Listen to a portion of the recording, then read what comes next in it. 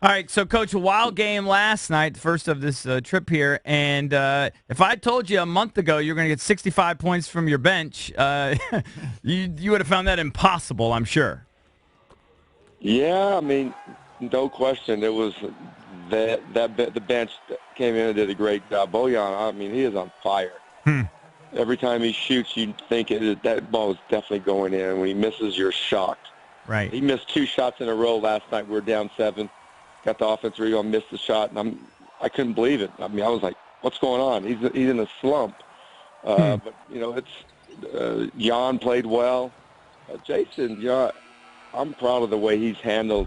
He hasn't been playing consistently just because of the rotations and guys are coming back, and a lot of teams are playing small. But he is the pro's pro. He came in, he has done his job. He's a big part of 2 wins in the games he played up in Toronto and then last night. But that was a crazy game. It's like almost like it was like 2 or 3 games in one. Right. He's your number one cheerleader, too. You were talking about waving a towel. That guy loves the Jason celebration. Smith? Oh, yeah. He loves the game. You can just tell. He's passionate. He cares. He's having fun. I mean, that's what it's about. It's a game, and if you don't enjoy it, why play it? Right. If you're only doing it for the money, there's some players that definitely probably are doing that. But Jason, he loves to play, and he cheers his team. That's what it's about. There's obviously like sort of a trickle down whenever you add a player of Bojanovic's talent and ability to your roster. And Otto's still getting some significant minutes, but his production's been kind of spotty.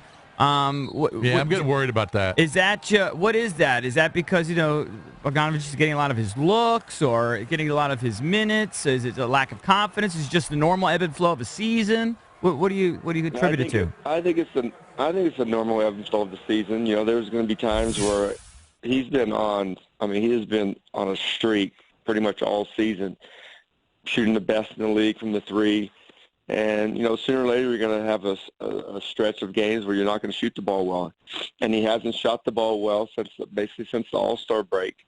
But he's going to come back. He'll bounce back. He's a worker. He's such a great shooter. And John and our playmakers give him opportunities to get his feet set and make shots. So Bojan is definitely playing well. So it's a nice luxury to have. If Otto's not playing well, Bojan can play some extra minutes the way he's been playing. Talking to Coach Scott Brooks of the Washington Wizards, who are now 38-24.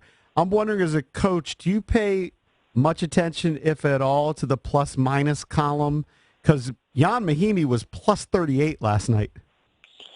I do. I definitely do. I think at one time I think he was like plus 43, but it's incredible. That is, I don't know if we've ever had a stat like that before this year. That is. He came in, just impacted the game, and he protected the basket. I didn't even know he had 7 steals. Yeah. That's, for a big coming off the bench, that's probably the most in the league this year, probably the last 5 years. A 5-man coming off the bench and getting 7 steals. I didn't watch the game. I was watching the Gonzaga St. Mary's game. I was watching college. Who won that game? Zags won by 18. Another conference title, shocker, right? But so I didn't watch any of the game last night. How was he getting these steals? Where was he stealing the ball? Like, where on the floor was he getting them? Well, he was just all over the floor in the post, coming down the lane, stripping down. He was active. He was running the floor. I mean, he was good on both ends. I mean, I thought he was. This is the best he's moved since he's been back from his injury. And it's been progressing pretty well the last couple of games. I thought he's playing better each game.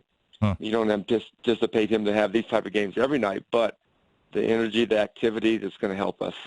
So when we started the show at 6 o'clock, we were talking about how the fact that the Wizards, several weeks ago, we just wanted to see you move up to maybe a 4 or 5 seed. Well, now you're a 3 seed, and you wake up this morning and you're just 1 game back of the Celtics and the 2 seed.